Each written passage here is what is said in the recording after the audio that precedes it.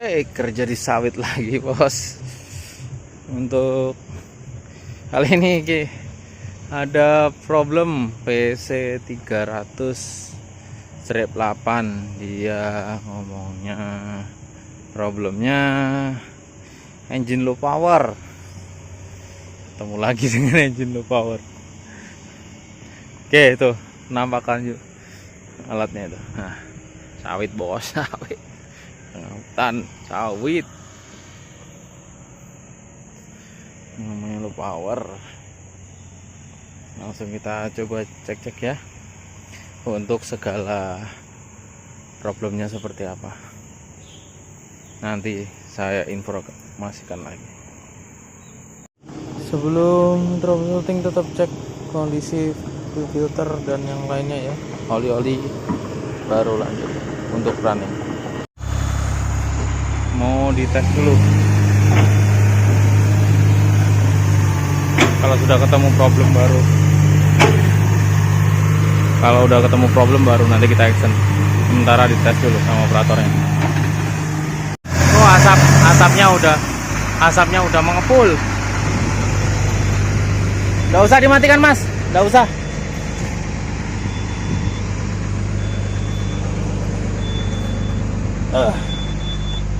Cek error.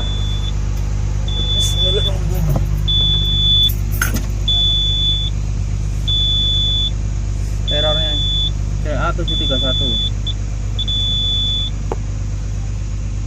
Tahan 1 2 3.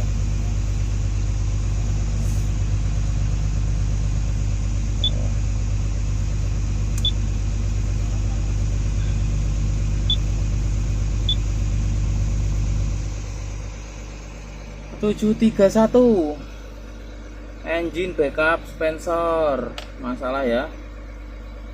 Kalau washer sama GPS kita abaikan aja. Nih error yang muncul sekarang ini. Oke, langsung kita lakukan pengecekan pada backup sensornya ya. Nah, ngikutin prosedur shop manual aja.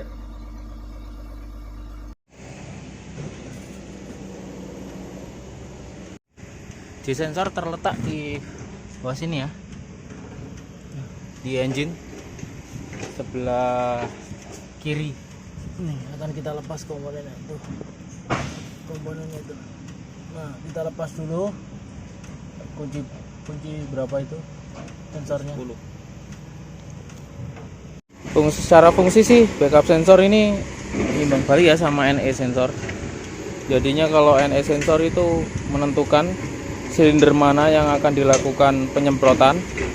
Kalau ini sebelum kan ada TDC, jadi sebelum 18 derajat kah, sebelum TDC dia akan si pompa ini akan nyemprotkan. Nah, yang nyuruh nyemprotkan itu ya ini solenoid aktif, yang nyemprotkan adalah fungsinya sensor si backup ini. Jadinya NE sama backup itu bekerja barengan. Yang satu menentukan silinder mana yang disemprot, yang satunya mendekat, yang ini fungsinya saat sudah mendekati TDC dia akan disemprotkan, akan dikabutkan fuelnya, jadi terjadi pembakaran. Nah, temuannya pada backup sensornya ya, ini bautnya ternyata flanknya itu rusak.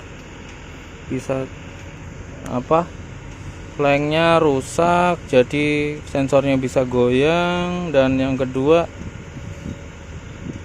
untuk ininya untuk pembacaannya dia jadi terganggu. Nah, jadi contohnya ada kayak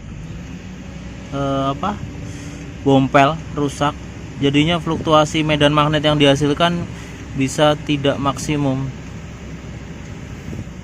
Oke ya, tetap kita ukur resistan, karena kalau ngikutin prosedur kan resistannya kita tetap ukur, tampilkan data.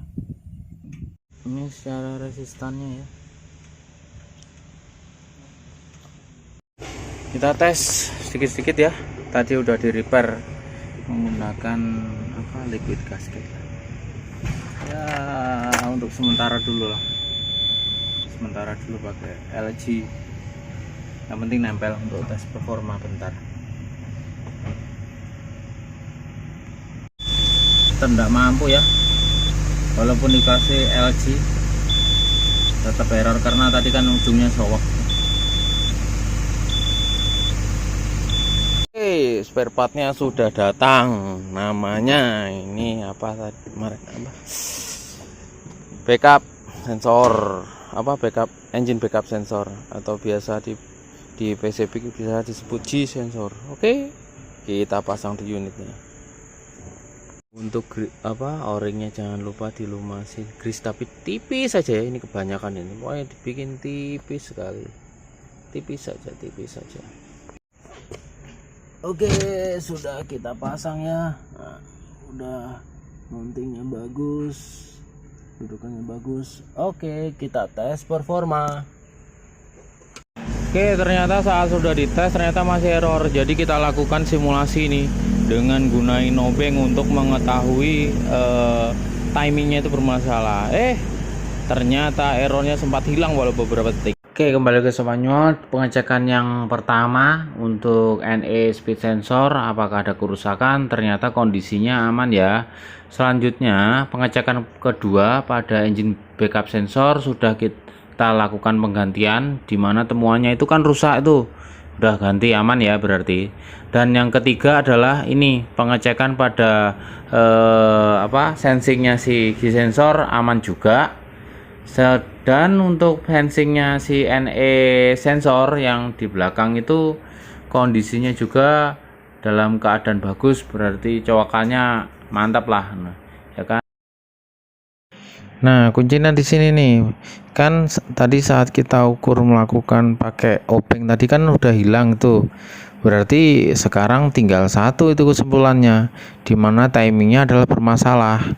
Nah, berarti kita harus buka front cover untuk memastikan kelurusan antara top gear dan top crankshaft.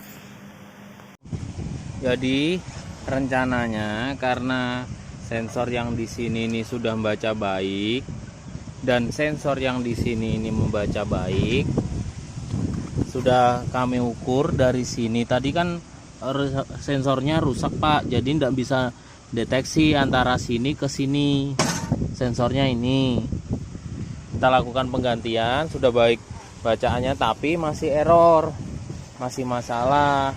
Jadi kalau pengalaman dari ini Pak sebelumnya, jadi di sini nih di dalamnya cover ini nanti yang seperti saya tunjukkan di gambar sebelah Pak, jadi di dalamnya ini harus ada yang sini di gear sini, bawah sini itu harus sama, harus titiknya itu harus ketemu titik.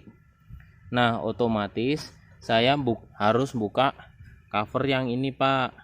Kalau buka cover yang ini itu harus turun ini harus dilepas. Untuk spare part nggak ada penggantian Pak, tapi lumayan banyak karena saya intip lewat sini. Ini nggak bisa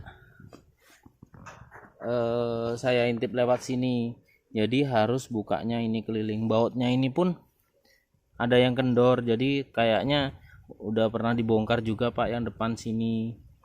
Untuk mengecek putaran di titik di situ harus seimbang. Tangan gitu Bet, tangan terus Bet, teratur gitu juga tuh.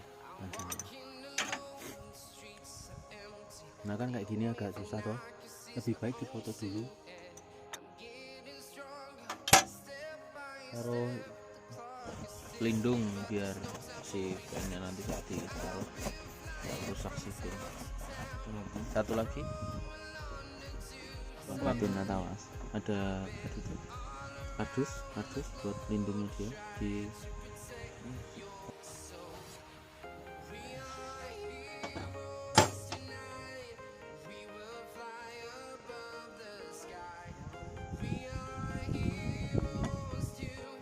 yuk.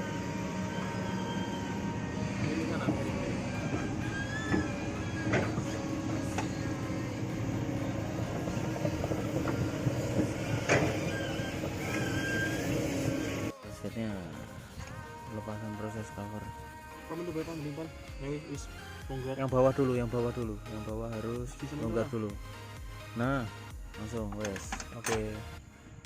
Wis enggak video ini. Tak. Itu bisa. Mana ya gearnya apa? Sealnya ada yang putus di sini. Ini kasetnya dibersihkan dulu.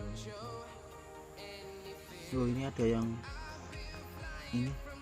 penyok ya Pak. Yang penyok sealnya ini saat kita buka. Kita coba repair.